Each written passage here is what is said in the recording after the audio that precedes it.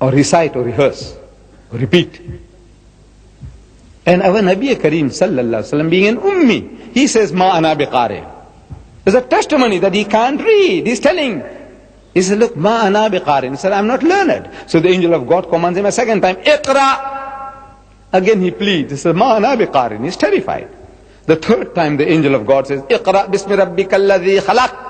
So read in the name of thy Lord and Cherisher who created. Now he grasps that what he was required to do was to repeat. Because this Arabic word Iqra, I'm given to understand, means to read, to recite, to repeat, to rehearse, to repeat. And he repeated the words, Iqra bismi rabbika alladhi khalaq. Read in the name of the Lord and Cherisher who created. Khalaq al-insana min alaq. Say, he who created man from a mere clot of congealed blood. So he says, Khalaq al-insana min alaq. Say, Ikra wa rabbuka al-akram. So read, and the Lord is most bountiful. So he said, Ikra wa rabbuka al-akram. Say, Allazi allama bil kalam. He says, he who taught the use of the pen. So he says, Allazi allama bil kalam. So allama al-insana ma lam ya'lam. He says, taught man that which he knew not. So he says, allama al-insana ma lam ya'lam. As soon as the angel departed, he is terrified, sweating all over. He runs home some 3 miles south to his dear wife, Ummul Mumineen, Khadijatul Kubra, and he says, cover me up, cover me up.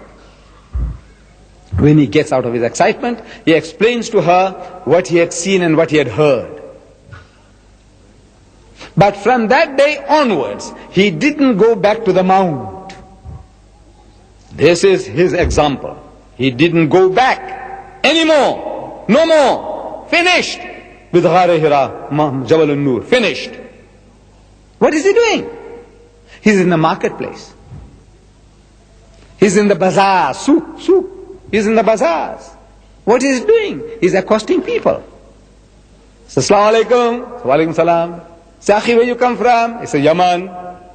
He says, you know, Allah has revealed to me that He is but one Allah and I'm His messenger. Another man, Assalamu alaikum. Wa alaikum salam. Say, Akhi, where you come from? He says, Yathrib, Ul Madinah. He says, you know, Allah has revealed to me that He is but one Allah and I'm His messenger. Like a madman. Little wonder they call him Majnoon. Allah had to testify. Ma anta bi ni'mati rabbika bi majnoon. He said, by the grace of thy Lord, your companion is not mad or possessed. They're thinking he's mad. But he's doing the job, his master's job. This is where you and I are supposed to be. Allah tells us, لَقَدْ كَانَ لَكُمْ فِي رَسُولِ اللَّهِ أُسْوَةٌ حَسَنَةٌ. So most certainly in the apostle of Allah, you have the best exemplar. This is the example He set us. You and I are supposed to stand in the marketplace, proclaiming the unity of God. All the mushriks are abounding around you. Call them. He said, Rama is God, is a la sharika lak. So Krishna is God, is a la sharika lak. So Jesus is God, is a la sharika lak. So Buddha is God, is a la sharika lak. This is your job, my job. But I know you are terrified.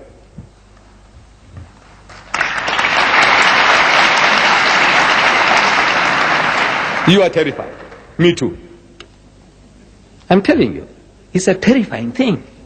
You know, today nobody will stone you. Wallah, if you did that, nobody will hurt you physically.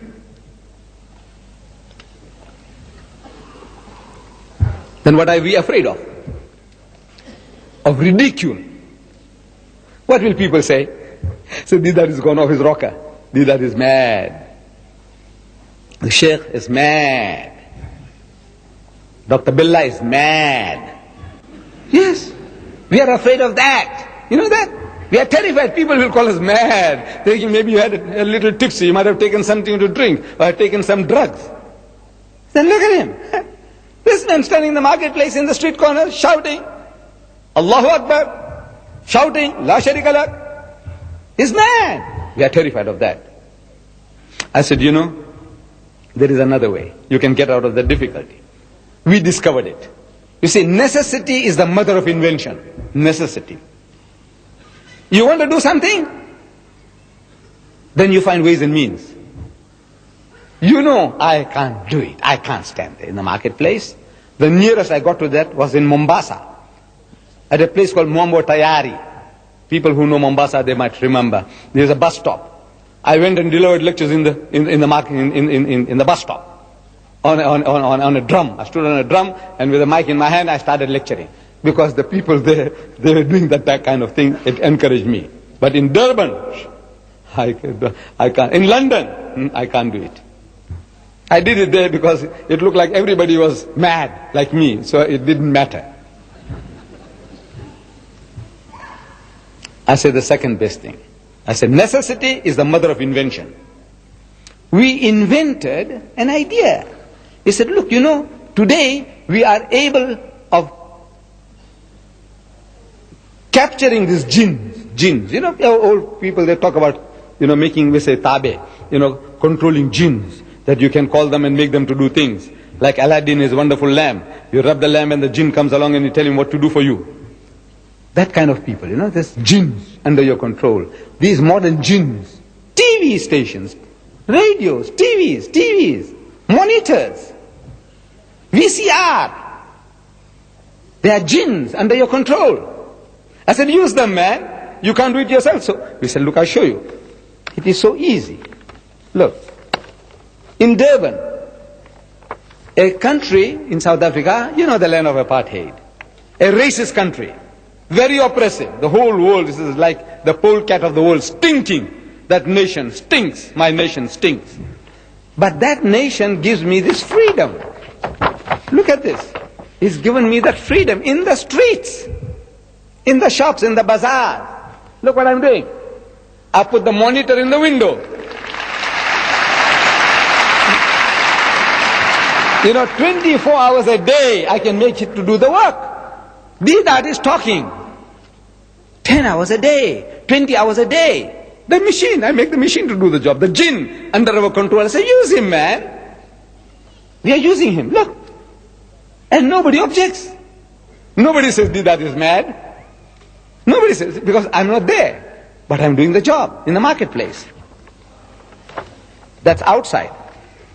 It's outside because inside the place is full. This is another picture of the outside. Muslims and non-Muslims, they're listening to the message. The message of they're getting entertained.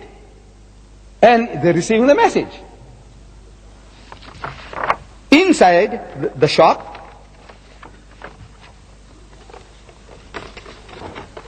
inside, people sit in comfort. People sit in comfort and watch inside, the same thing. We have a monitor inside the shop, we have a monitor outside. When the place inside is full, they say, let them watch outside. Look, there's so many ways of killing a cat, if you want to. Look at it. Then in that color-conscious country, racist country, we use the masjid as a bait. Allah baited Hazrat Musa alayhi salam with a fire. So we bait these people to come to the mosque. What for? They think they'll come and see something nice and funny in the mosque. They don't know the difference between a mosque and a temple. So when we say visit the largest mosque in the southern hemisphere, they think it's a temple. This is another name for a temple, a synonymous term for a temple, a Hindu temple. So they think they'll see all the monkey gods and elephant gods and snake gods all lined up. One English lady on a world tour, when she came into the masjid and when we explained to her things, she said, I expected to find a funny oriental museum a la carte.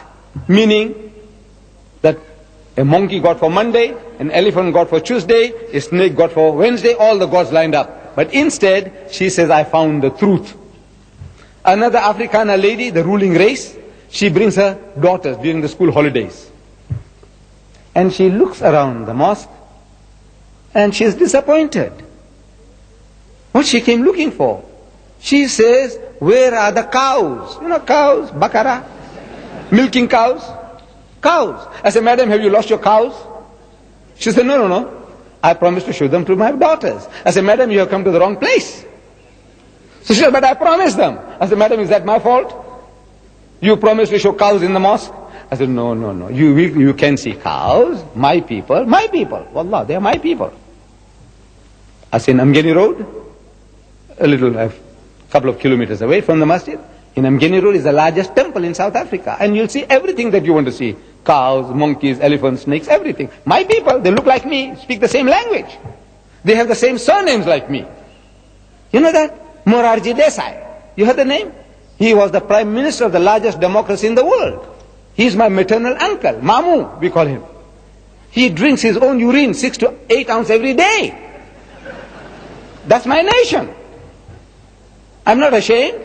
See, Allah took me out of it. I'm proud of that. Some Arabs, alhamdulillah, they came to my part of the country and they spoke to my people. They came to do business, and in the process my ancestors, they said, these are good people. We also like to be one of you. They said, very easy, give your hand. So my ancestors gave the hand and they became Muslim. Had it not been for the Arabs, the urine of the cow, I would still be sprinkling on myself. Yes. I said, therefore, my father, every time we met an Arab, as a young boy, he shook hands and he kissed the hands. And I also kissed every Arab's hand. My father was reminding me, he says, look, had it not been for these people, we would be where our cousins are, still. So, they're looking for cows in the mosque. They're looking for statues in the mosque. It's an opportunity, God sent opportunity to explain to them. There is no better place to deliver the message than in the masjid. So, we make the masjid as an attraction. Here,